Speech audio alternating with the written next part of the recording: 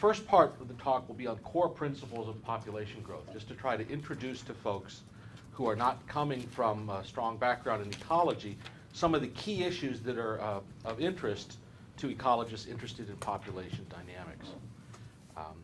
Then I'm going to move on to spatial problems and methods for modeling those spatial problems in ecology, and try to show a little bit of the diversity of the toolboxes that are out there available for tackling spatial problems.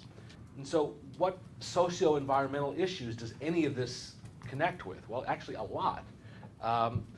And so these are some of the topics that I thought of that connect quite tightly to this interface between population and spatial ecology.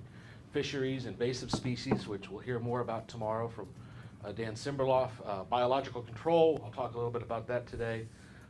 Questions of ecological footprints, and also conservation and reserve design. All of these things hinge upon key issues of population dynamics and how they play out in space.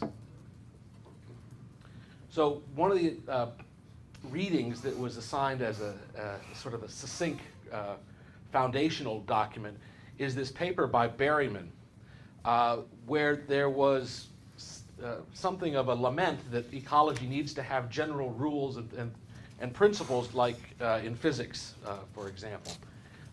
And this paper identified a series of 5 such basic principles, and I want to go through them in a little bit of detail to try to talk about these core foundational issues in population biology and how we as socio-environmental scientists can connect to them. The first of these is the idea of exponential population growth is a null baseline. And the question becomes, if you don't have exponential population growth, what causes the deviation from that null baseline? And to do this, we need to think about some mathematics. And I'm going to start from the very beginning here with the basics of discrete time models in ecology. And they have the form like this. The left-hand side of the equation there, we're talking about numbers, let's say numbers of individuals. We'll call it the thing that we're measuring. And it's going to be indexed according to time. And so that the number of individuals of whatever we're looking at, the next time step, t plus 1, is going to be some function of the number of individuals that were there at earlier times. They could be the time immediately preceding, or they could have some more complex dependence on the number of individuals that were there in several time steps ago. And we're going to, in this kind of a model, we're going to keep track of time with a constant time step. And so the time is discrete, but the numbers of the things that we're studying need not be. So we might have 3.5 giraffes, okay, in this kind of a system. But we can have other kinds of models where we focus only on individuality, and then we have both discrete time and discrete individuals. So in many cases, we're going to talk about a reduced form of the model where the dependence on time is very simple. The number at the next time step depends only on the time, some function of the number of individuals on the current situation. So in other words, history is unimportant in this kind of a model. If we have the more complex structure, then you do have this kind of dependence over long time, and you can have kind of memory effects in the model. This kind of model framework, discrete time models, has very wide applicability in ecology. It shows up this way because many different ecological phenomena change on a discrete basis. We can talk about time steps of days or hours or years, and we can think about the different kinds of ecological processes that operate in a discrete fashion. They don't operate in a continuous way such that the differential equations that Brian mentioned earlier would be most appropriate. We need to, in these kind of cases, it's very reasonable to think of things happening in discrete time. The other reason to think about discrete time models is that oftentimes the kinds of data that are available to work with are data that are collected at discrete times. We might have daily census data or yearly census data to work with, and those provide a natural fit to discrete time models. So if we have a model like this, the simplest discrete time model is going to simply say that the number of individuals at time t plus 1 is equal to some parameter lambda times the number of individuals at time t. This is called geometric population growth, and these are the different definitions of the elements in the model. This thing here, the time step or the time interval, is implicit in the way this is written, And the key piece here is our parameter, the population multiplier, sometimes called the geometric per capita rate of growth, or the discrete per capita rate of growth, or some people just call it lambda, and it's kind of universally known what this refers to. And this kind of a setup provides the foundation for much more complicated models that have other kinds of biological details captured in them, such as structured population models that demographers, or people that are familiar with epidemiology or human demography kind of questions would recognize quite nicely as bridging from the social systems to human systems, to ecological systems. So if we're thinking about the connection to the kind of box setup that Wendy talked about earlier, we can think about population change in the same way. We can define what our box is, the census pool, the number of individuals that live in there. That's our population, and we can think about changes that are happening to that population. We can have individuals that are being born and added to it, or individuals that are immigrating into that population, also adding to that local population. And we can have losses through emigration or through death. And so this kind of a setup, this boxiness, allows us to think of a starting point for adding additional complexities. We can have populations that are open or closed to movement, such as the things I'll talk about later when I start talking about spatial models. We can have populations that have recruitment and mortality taking place, which would be situations where we're focusing mainly on this vertical axis. Or we could have structured versus unstructured populations, which is when we take our box and we start subdividing it in different ways. So these are kind of different tweakings that we can do to this starting platform to think about changes in population size. Now, if we have a simple linear model like this, we'll only have three options for what that model might do. The population will not just stay constant, but if it has a lambda of 1, it will stay constant forever. If lambda is bigger than 1, the population will grow, and not just grow, but grow toward infinity forever. And likewise, if the population has a lambda less than 1, it will shrink towards 0. There's only three options with this simple kind of model. And so therefore, this kind of simple model is only useful as a short-term approximation, because other kinds of factors are eventually going to kick in, one of which is density dependence, like Brian mentioned earlier. So that's the first principle, that exponential population growth provides a null baseline. A second one is the idea that there can be cooperation among individuals. This is one deviation, one way in which real populations might deviate from this notion of exponential population growth. And this brings up what's called the Allee Effect, and is an example of a threshold response in a population. So if we have a population and we want to graph out what's happening, I'm going to borrow heavily from this paper by Anazawa here because it has really nice graphics for trying to convey this kind of idea. So here's our population in year t, and on this axis is the population in year t plus 1. And the blue dotted line gives us a one-to-one relationship. That simple linear model that I talked about is the line in black. That's the no cooperation model, and the slope of that line, how high it is, how far it deviates away from that one-to-one, is our measure of lambda. Okay?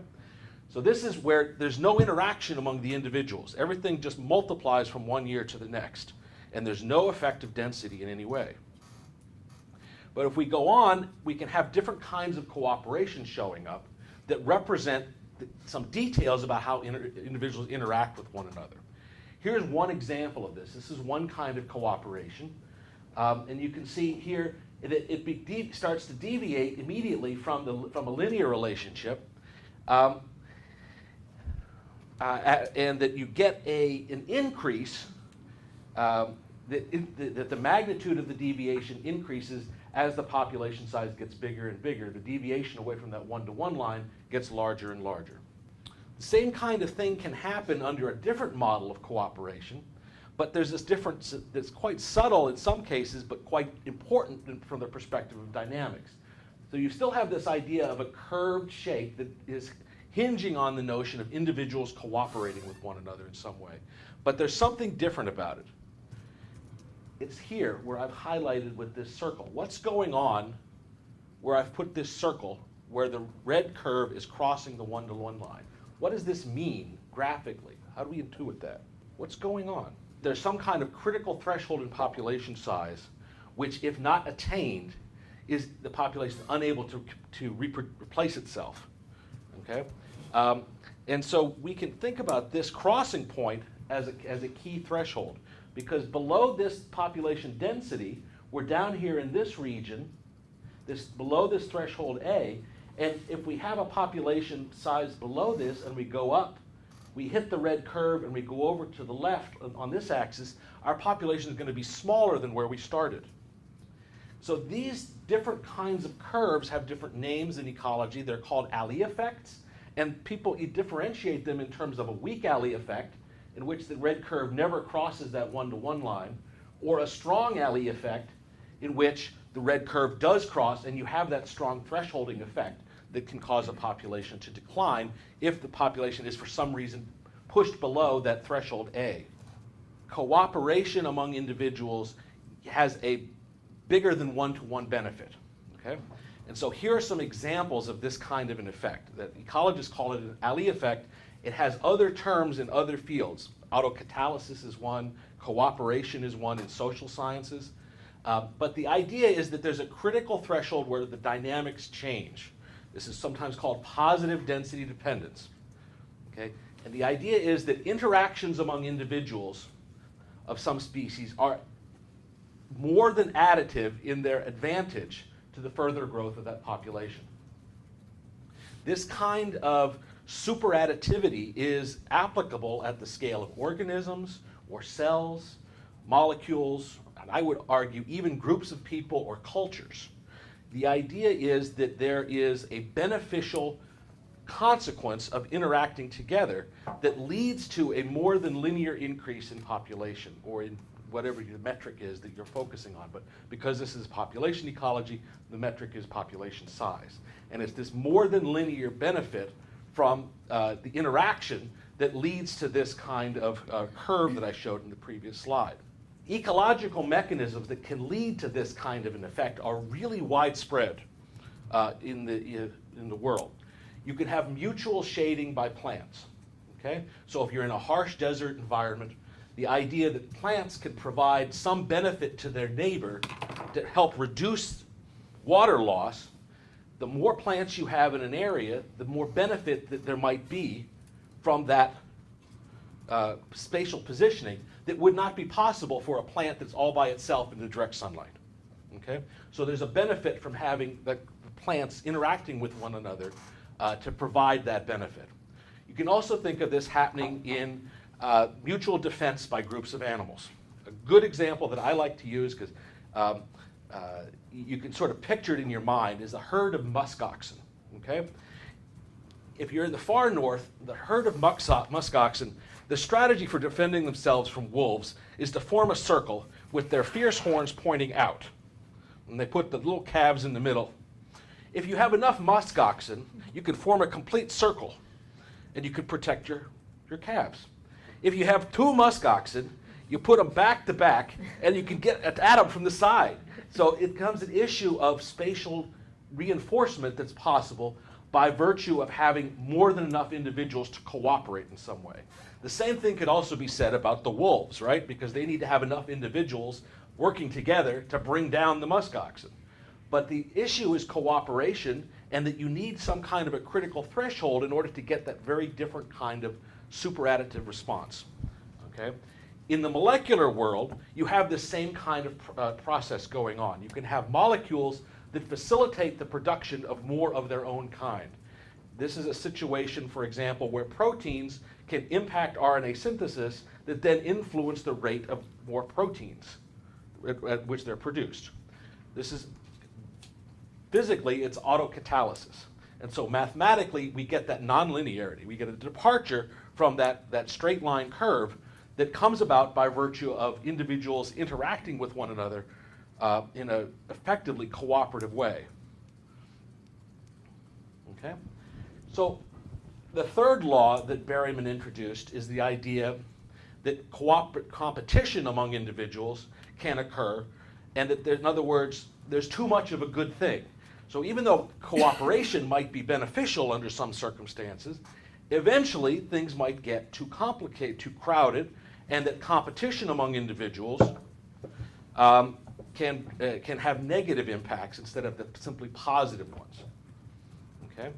And so the idea here is that in very broad, very general terms, competition for resources triggers some change in a population.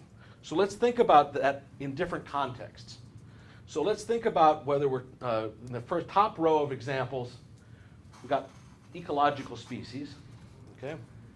Down here in the middle, we have what's going on within a human population. And then at the bottom, I'm going to talk about between human societies, okay? And in each case, we can think about what the resources might be and what kind of changes might take place as those resources become competed for, okay? So let's try to fill this in a little bit. So there's a fixed amount of light that's irradiating the area. And there may not be enough for all individuals to get enough light to grow, okay? And so if the resource is light, they're competing for light, a change that might manifest in that case would be an increased rate of mortality because you've got more seedlings dying because they can't get the light that they need to grow, okay? How about in social systems? What happens if we have a human population? What resource might exist, and what might happen when people within a population start competing for that resource? What kind of change might we expect? And this is the key thing, is that there's many different responses to a given competition for a resource. The example you gave, people might leave the area, people might, have some kind of hostility with each other. They might engage in some kind of treaty to better share the resource. But there's going to be a consequence because the resource itself is limiting. It's going to trigger some change when the density gets too high. The pitch then that I would like to make is that this kind of conceptualization is one way in which the mathematics and the graphical approaches that ecologists have developed to study competition as a force within wildlife or plant species can carry over and help mathematize problems in social sciences. It's a very similar concept, and the tools are already well developed. We can talk about transference. Okay, so some example then of density dependence in the ecological setting. Some component of a population is going to increase or decrease or change in some way as a function of density. And so this plot here shows what this might look like. We might have our population density, again, that's our n. Something that is density independent does not change as we go from very low to very high densities. But in these cases here, in the black curves, we do have a situation where some parameter, in this case birth rate, shows a functional dependence on population density. And that's kind of our visual characterization of what we mean by density dependent versus density independent. And of course, what we're talking about need not be birth rate. It could be movement or death or some other measure of interest.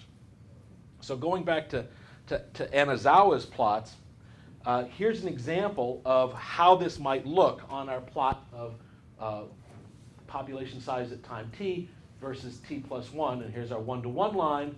And you can see that there's these two different kinds of shapes that are possible. And ecologists have given these different kinds of competition names. The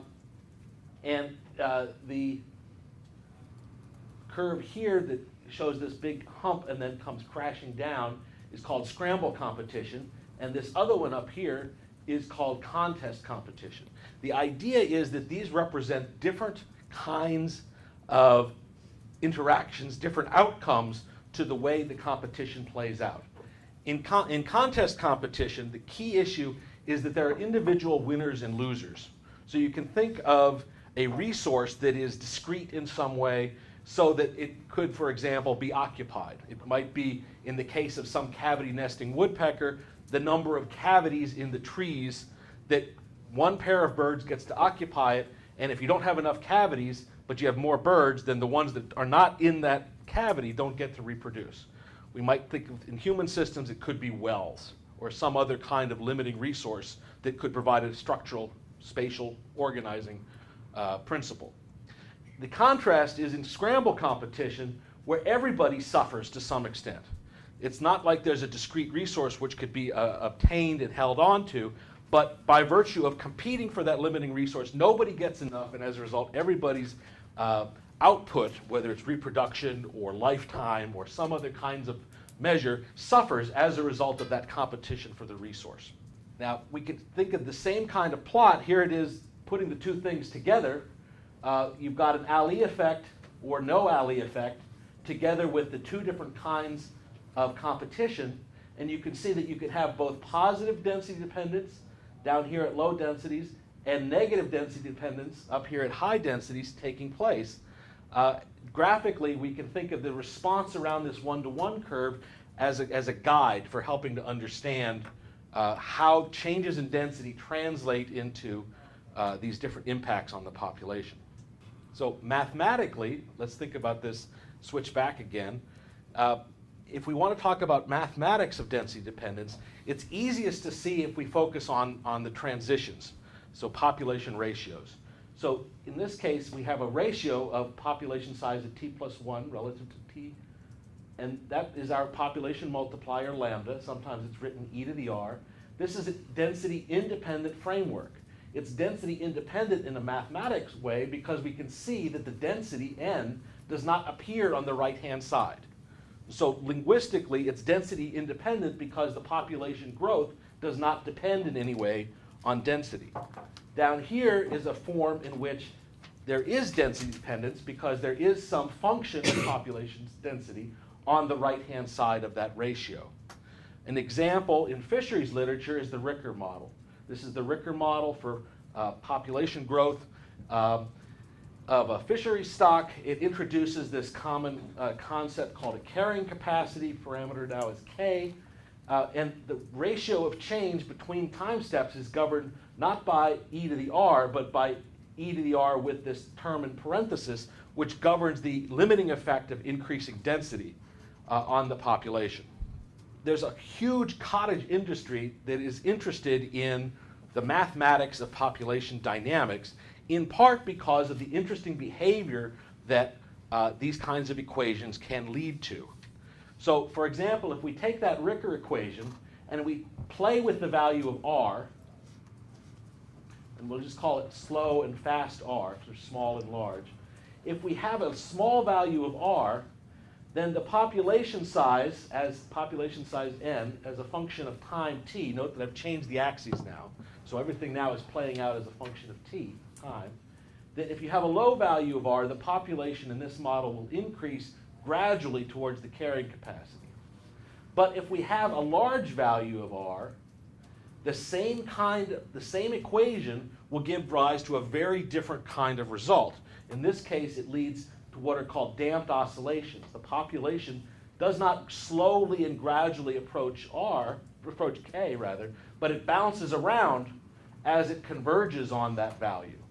Okay? And this is this compensatory overcompensatory dynamics that arises because the fast growth rate of the population pushes population size so far above k that everything collapses down far below carrying capacity for the next time step. Okay? Get that? The population size is pushed up by the fast growth rate. Density dependence kicks in, and the population collapses down far below k. So what are some mechanisms that can give rise to this kind of up and then down? The idea is that the way the parameters of our model give very different, qualitatively different behavior, and that it actually gets more complicated than this. But the idea is that that single equation can give rise to very different dynamics, different things. You know, if we were watching the population respond, we could see very different scenarios, but the underlying dynamics would be exactly the same. Okay? So let's think about this in a situation that kind of steps forward a little bit to a more complex situation. The idea is that the strength of density dependence can itself be a tunable parameter. So in other words, there is another kind of model which is used in the fisheries literature where we have another parameter called delta, and parameter delta governs how strongly the population responds to increases in density. We can have these different kinds of responses taking place as we change the value of delta. So in gray dots here, we have no density dependence, delta equals 0. We start setting other values, delta equals 1, delta equals 3, delta equals 10, and we get very different shaped curves on our relationship between the breeding stock, in this case of fishes, and the number of recruits that are produced from that breeding stock. The same equation, with density dependence now being a tunable parameter, gives us different ways in which the population might respond under these as the density changes. Let's think about this as a single framework that we can use to study a whole host of different species that are going to differ from one another in, let's say, their life history traits. Okay? And life history traits can include things like the number of eggs deposited, how that changes as a function of body size, lifespan, the age at which they become reproductively active. All of these things are traits which govern the rate of reproduction, which can vary from one species to the next. But we want to have a common framework for trying to pull all this stuff together and matching it with fisheries data. Okay? The trouble is that it's notoriously difficult to estimate the strength of density dependence, despite the fact that density dependence can give you all this kind of radically different behavior. It's critical to the underlying population dynamics, but actually estimating it is a real devil of a problem. Why do you think that might be? Why would this be hard? This is an equation for one population, okay? And these represent different curves when you choose different values of delta. So they could represent, you could have them represent one species, they could represent different species, different populations. It's just showing the flexibility of that particular model. So why would it be difficult to estimate density dependence? It seems like a straightforward concept. So here's just a small list of things that are leading to the difficulty of estimating density dependence in real data sets that ecologists work with. First off, you need long-term data in order to make these kind of estimates, because you might have a curve that has a complex shape to it, and you have to try to estimate that. Well, that's a lot harder than trying to estimate a straight line. Okay, so you need more data.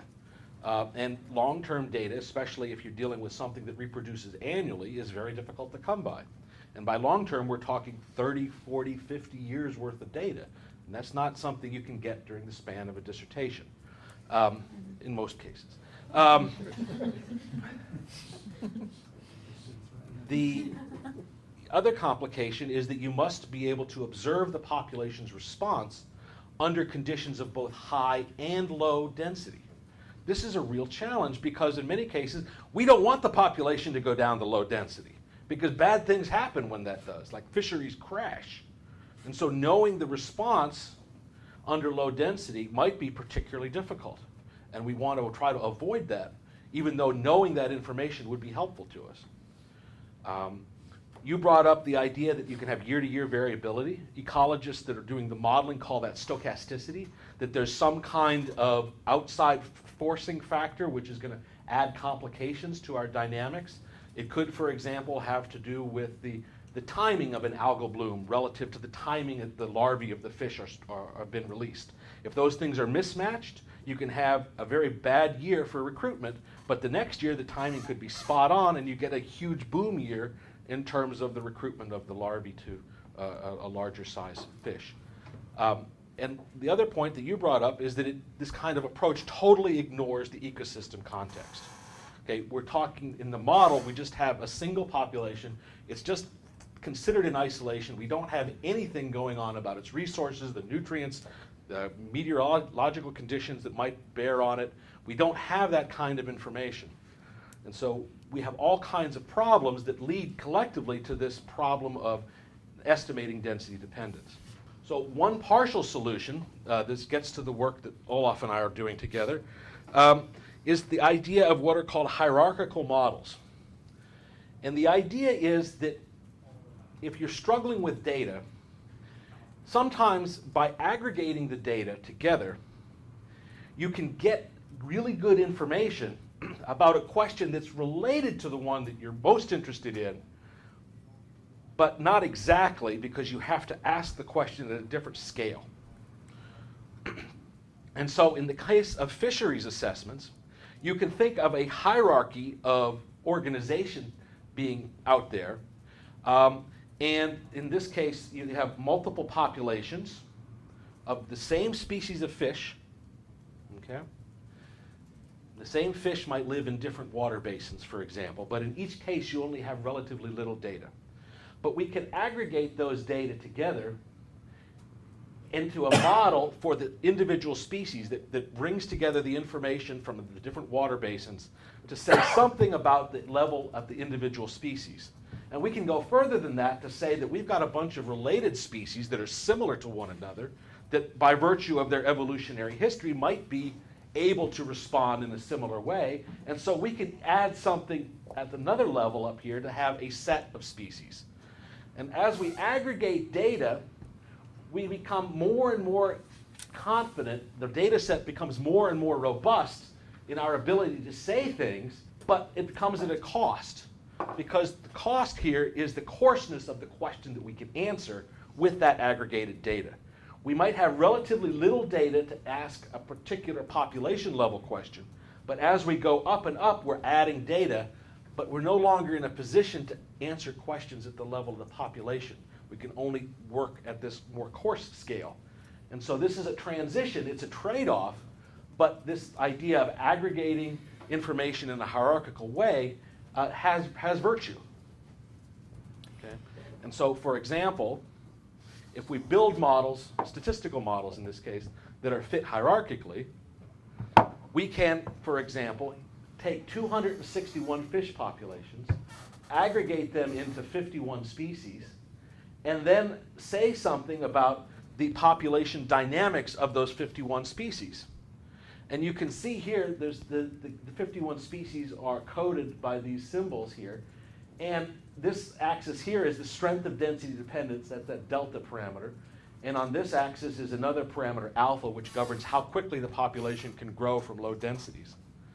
And you can see that there's kind of a clustering in some places where, for example, these 6 species are all members of the Pleuronectiformes.